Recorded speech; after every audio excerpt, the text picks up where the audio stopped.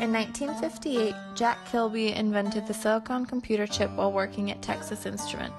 He was hired to solve the tyranny of numbers issue that limited traditionally wired circuits. This problem centered around the fact that the more components a circuit has, the harder it is to put them all together into one functional circuit with traditional wiring methods. This is when he came up with the solution to use all of the same semiconductor substrate to construct the circuit. On September 12th, he built the first circuit like this with germanium, which served as proof that this idea could work.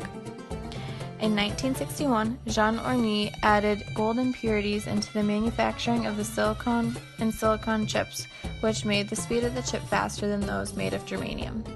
Silicon was an advantageous choice because the whole system could be made out of one material rather than multiple, and silicon is also easy and cheap to manufacture.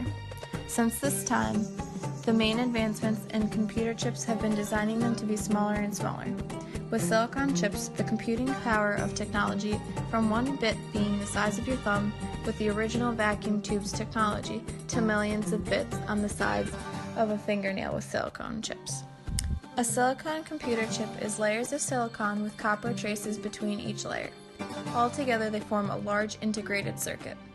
Nanotechnology is expected to improve the model of chips to make them both smaller and more powerful, enabling massive advancements in technology. Silicon is found in various forms in a variety of different household objects. To name a few, silicon is found in glass, bricks, and ceramic pottery in the form of silicon dioxide. It is found in certain cosmetics and hair conditioners in the form of silicone oil, which acts as a lubricant. It is also found in electrical insulation in the form of silicone. Silicon has been used throughout humanity. Although ancient civilizations were unaware of what they were working with, they used silica found in rock crystals to turn sand into glass. In the 19th century, silicon made major advancements. Joseph Gay-Lussac and Louis-Jacques Thénard were able to obtain silicon, although very impure, by reacting silicon tetrachloride with potassium metal. In 1824, Jöns Jacob Berzelius refined this experiment and was able to obtain pure silicon powder by heating potassium fluorosilicate with potassium, then washing that product with distilled water until the impurities were gone. The first crystalline form of silicon was obtained in 1854 by Henry Deville through electrolysis of impure sodium aluminum chloride and slight amounts of silicon. Silicon is the seventh most abundant element, but is not freely found in nature. Instead, it is found in the form of oxides such as sand, quartz, and flint, or silicates such as granite, hornblende, and mica. Commercial production of silicon involves the use of submerged arc furnaces, extreme heat of around 4,000 degrees Fahrenheit, and a mixture of silica and carbonaceous reducing agents.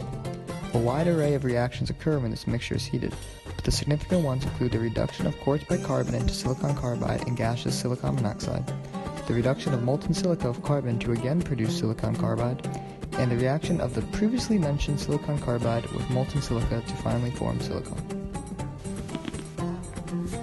Applications of silicon in society include fossil formation and the Earth's crust.